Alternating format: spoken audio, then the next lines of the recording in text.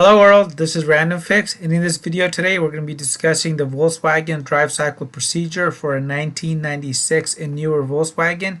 You are going to need one of these OBD2 readers, and this is going to be located in the driver's side footwell area of your vehicle. Mine happens to be this white one. On your VW it's going to be purple, and once you go ahead and slide that connector in, it only goes in one way. I'll have a link to the connector in the description box. It gets power, and you want to make sure that your check engine light is on, so your ignition should be on and your engine should be off. Scan it, and this will go ahead and display the status of the monitors for you, and this is how we're going to get this drive cycle ready and get your car passed.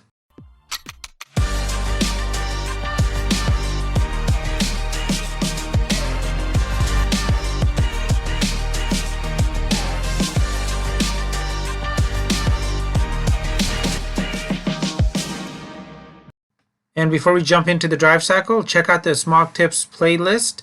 And once you click on the playlist, you can actually watch the whole drive cycle in process, where I'm going to show you how to do this on the road. And if you need further assistance on how to understand these inspection monitors, check out this video titled "What to Do to Smog a Car." Hello world, this is Random Fix, and in this video today we're going to be discussing the Volkswagen drive cycle for your emissions test. And if you have a 1996 and newer VW, I'm going to show you how to go ahead and complete this drive cycle, and I'll have a bunch of links down in the video description. So if you need help buying an OBD2 scanner or a reader, I'm going to show you where you can get it for dirt cheap. And let's get this drive cycle started. And before we actually jump into the drive cycle, there's some basic vocabulary we have to learn. And the very first term here is going to be OBD2. This stands for Onboard Diagnostics Type 2. And this started in 1996. And before 1996, every vehicle manufacturer had their own connector, and this whole thing was a mess. So you had to buy special scan tools for each make. You had to change little plugs, and there was no uniform way of a consumer actually diagnosing their vehicle without buying fancy equipment. So this is actually a great port and tool to have. When you're using an OBD2 reader, there's going to be some codes that are going to be useful to fix the issue, and these codes are often called DTCs, or diagnostic trouble codes. And then there's pending codes and hard set codes. A hard set code is one where the computer knows the issue's there, it's had enough information to go ahead and figure out what's happening, and it will cause the check engine light to actually turn on. And a pending code is one where the computer knows there's something happening, it needs more information, yet it has not triggered a check engine light. MIL stands for a malfunction indicator light, aka the check engine light, the service engine light, or the service engine soon light. When you're using an OBD2 reader, like the one I showed you in the very beginning of the video, it's going to oftentimes say OK. This is the same exact thing as complete, that is set, and it's ready. When the OBD2 reader reads INC, that means it's incomplete, unset, and not ready. When you come across a monitor that says NA next to it, that basically means it doesn't apply towards your vehicle, so go ahead and skip it. And here are the 5 main monitors on your Volkswagen, and I actually put them in order of the way they actually get ready. So we have the oxygen sensor heater. There's is the very first monitor to actually get ready, and the oxygen sensor heater, in short, basically helps the oxygen sensor get up to speed faster so the vehicle can do a better job of controlling its emissions.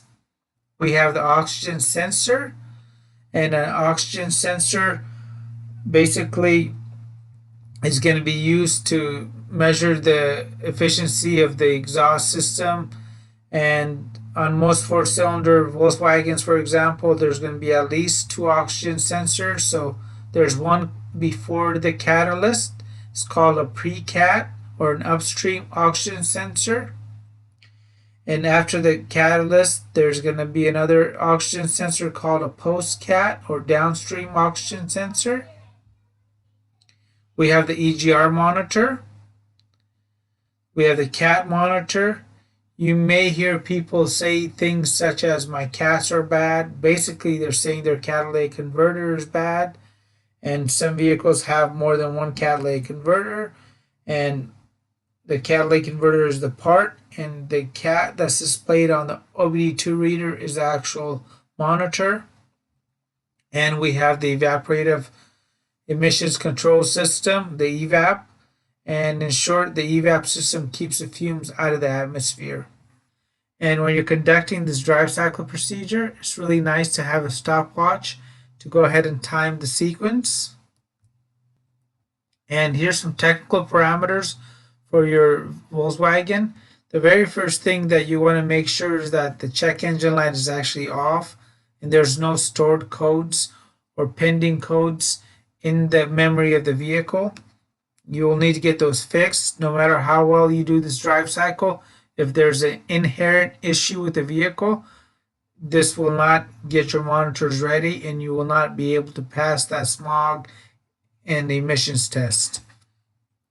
So make sure your gas is between 1/4 to 3/4 basically on the level, and 3/4 is highly recommended. Avoid sudden acceleration, sharp turns, sudden braking. I always like to avoid hills when I'm doing a drive cycle because the fuel will basically move around in the back and it will take longer for the EVAP monitor to set. Make sure you really got a good battery and that the battery voltage is at least 12 volts. A bad battery can make a drive cycle basically never complete. And so check your battery and your alternator to make sure everything is working the way it's supposed to. Make sure all the accessories like the defrost and the lights are off, except in step 1. So I'm going to cover that with you guys right now. The AC needs to be off except in step 1. And the cruise control should not get used. And the night before, make sure you lock the vehicle up and keep the keys far away from the Volkswagen because a lot of the newer vehicles actually detect the keys, and if the vehicle doesn't go into a deep sleep, it may keep certain monitors from running.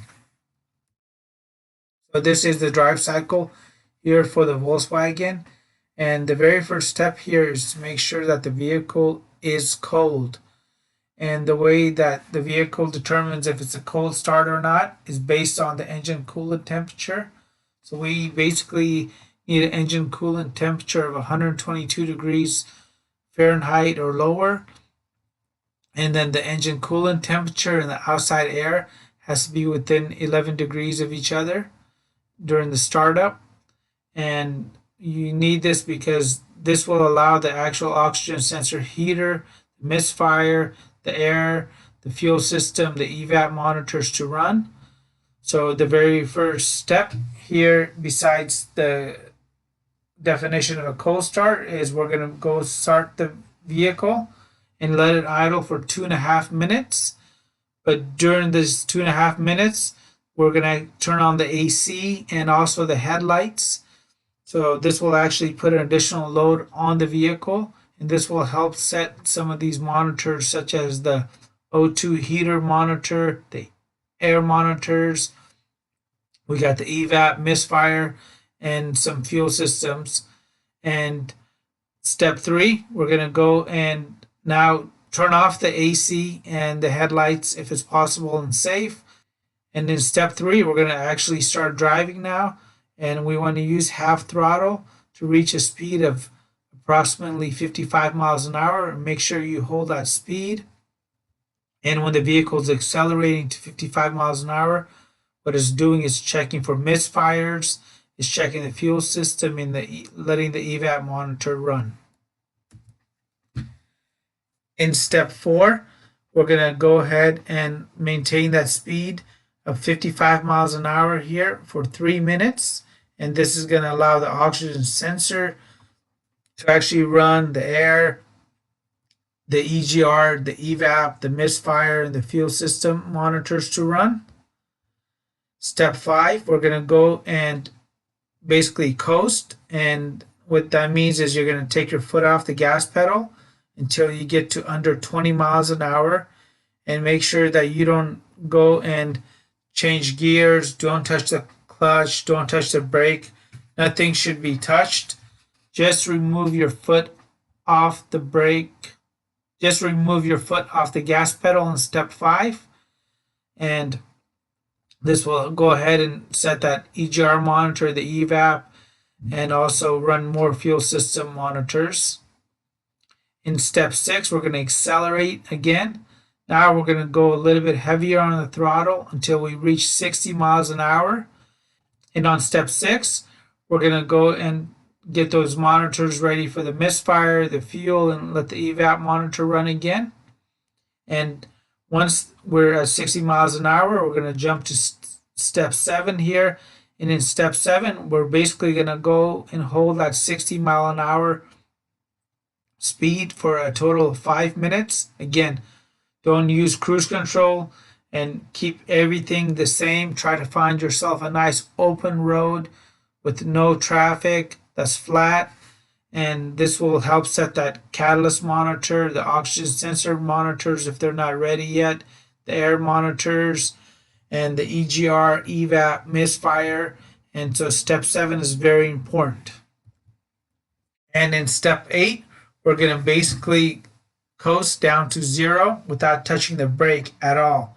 So if you're in a manual transmission, just keep it in gear for as long as you can without touching that clutch, and make sure that you let the vehicle coast all the way down to 0, and the EGR, EVAP, and the fuel system monitors will run now. And as soon as step 8 is complete, go ahead and pull over and let the vehicle idle in park for about a minute.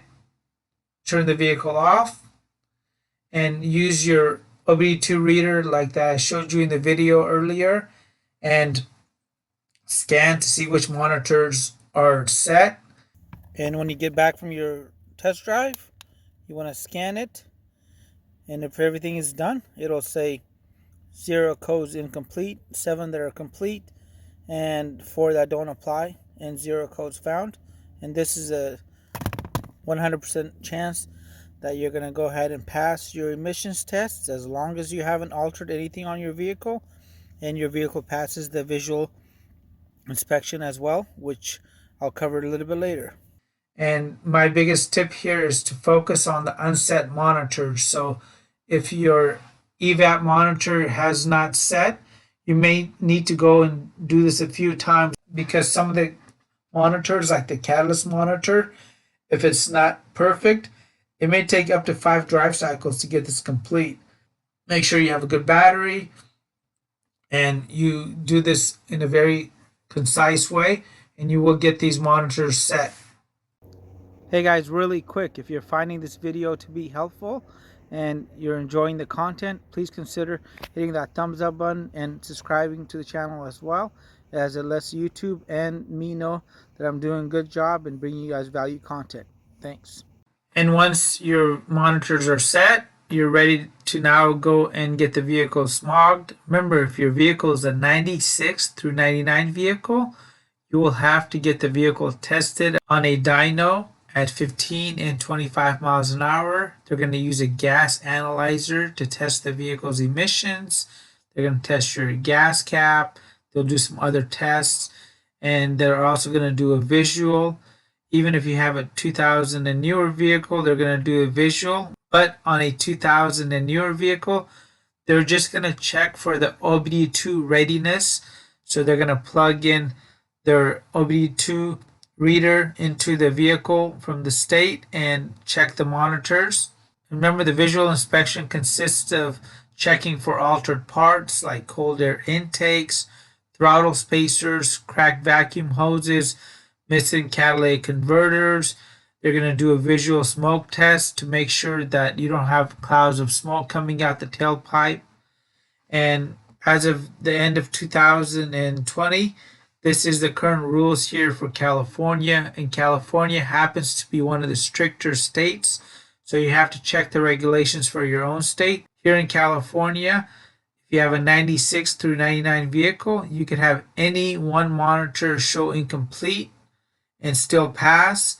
Now, depending on the smog station, they may just go ahead and plug in their OBD2 reader is not connected to the state, see that you have a monitor that's incomplete, and tell you to keep driving, because they don't want anything to come back to them to show that on their record for the shop showing that they passed X amount of vehicles with unset monitors.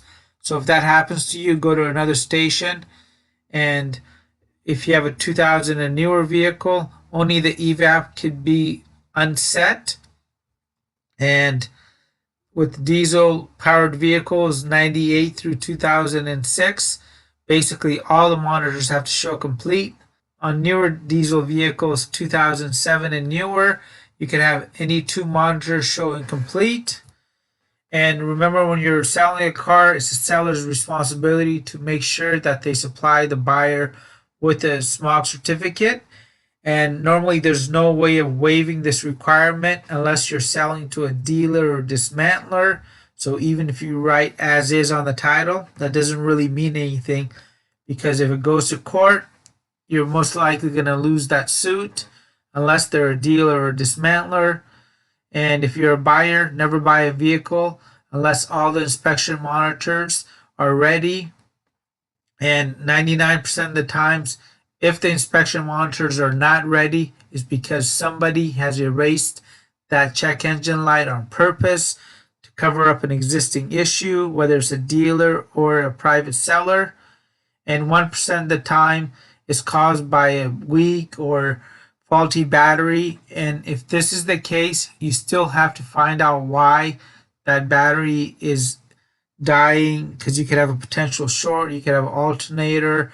And when there's a bad battery in a vehicle, all kinds of funny things start happening, from smog emissions monitors not getting ready to transmissions acting up, and it's a big list of potential issues. I'm going to show you guys the configuration on a typical four-cylinder vehicle here. And on a typical four-cylinder vehicle, you have two oxygen sensors and one catalytic converter. So here's the vehicle here. This is the engine. And as the exhaust makes it out the engine block through the headers, downpipe, and it will go past this upstream oxygen sensor, which is known as the pre-cat oxygen sensor. And then the exhaust will go through the catalytic converter here. Then the downstream or post-cat oxygen sensor will go ahead and get a reading. And the way the computer is able to verify the efficiency of the catalytic converter here is by taking this reading and comparing them based on the parameters of what the vehicle manufacturer has set up to verify that this in fact is working correctly. And after the emissions pass the downstream oxygen sensor, it goes through a little resonator here, down through the tailpipe, through the muffler, and out to the atmosphere. And here on a 6-cylinder or 8-cylinder, I'm going to show you guys a couple of diagrams down here. On these, you can have 3 or 4 oxygen sensors depending on the setup, and 1 or 2 catalytic converters. So if we look at this diagram right here, this is a V6 motor. So it has a total of 6 cylinders, 3 on one side, 3 on the other side, thus making it a V6 motor. And whatever side cylinder number 1 is located on, that's called bank 1. So if you're dealing with an emissions issue and it tells you that sensor 1 on bank 2 is bad or acting up, you can look at the opposite side of cylinder 1 and know that it's the opposite side, this sensor right here, that may potentially need to get replaced. So we have 1, 2, 3 oxygen sensors on this vehicle and 1 catalytic converter. And this too is a V6 motor. The only difference is the cylinder number 1 is located on the lower side here, and this is bank 1, and now this is bank 2. And here on this setup here, this is a V6 motor, and we have a total of 6 cylinders again, 3 on one side, 3 on the other side. But now we have 1, 2, 3, 4 oxygen sensors, and 1, 2 catalytic converters. And if it was a V8, it would just have an extra cylinder on each side. And here's my top 8 tips to pass an emissions test. The very first one is going to be make sure that you smog right the very first time. So if you know your vehicle has an issue, you want to make sure to get that issue fixed before you try to go and smog the vehicle. And you should never really fail an emissions test, because with these simple scan tools, you can verify that all the monitors are ready. And before you go to the station, you can just do a simple plug-in, and it'll let you know that the car's inspection monitors are ready. And you can do this with confidence, knowing that you're going to go and pass now, because any failed emissions data will get reported to Carfax and AutoCheck, and this can actually reduce the value of your vehicle. Number 2, you want to make sure that the check engine light is off but working. So before you purchase a vehicle, put the key in the ignition and turn it to the very last position and verify that the check engine light is there. And I've seen people actually remove the check engine light. 3, this really helps with those 96 through 99 vehicles. You want to make sure that the tires are properly inflated, as this will lessen the load and will allow the vehicle better operations. The same thing with the oil here. The oil actually contains a lot of the hydrocarbons, and since they're going to be doing a real emissions test using a gas analyzer, you want to make sure you reduce the hydrocarbon numbers here, and this is a simple oil change. And tip 5, you want to go ahead and take the vehicle for a very long test drive before you reach the emission station, and leave the car on if possible before you get it tested with the emissions probe. Tip number 6, use some fuel additives. I personally love the Lucas Oil upper cylinder loop. You'll find a link to this in the video box below, as well as anything else that I showed you guys in the video. Tip number 7, you want to avoid wet weather, and this is not to say that you cannot pass an emissions test with it raining outside. However, you'll just get much better results if the tires are dry. And tip number 8, do not disconnect the battery unless you have a battery saver device set up, and these are about $15.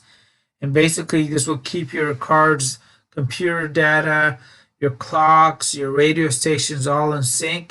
And remember, the only real solution oftentimes is to repair or replace the component. So there's no such thing as a miracle in a bottle. But if you're looking for a quick fix for your catalytic converter, just because maybe you don't have the time or money to go and have that issue fixed, I have a couple of videos down in the video box below that cover such products, and I'll give you guys my honest and truthful review of them and some preventative tips here. I love doing everything myself, so if you can try doing some of the simpler repairs yourself, like the engine oil changes, transmission fluids, differentials, changing the filters, the engine air filter, the cabin air filter, the fuel filter, if you clean your throttle body, change the wipers, and do the brakes on your own vehicle. This is such a nice thing to start doing, because the more you learn about a vehicle, the better off you're going to be as far as taking care of it. And what I have found out from my own experience of working on cars over the last 27 years is the time that I actually save doesn't even compare to the amount of money, because a lot of people will go and get their oil changed at the dealer, and that could take 1 hour or 2 hours.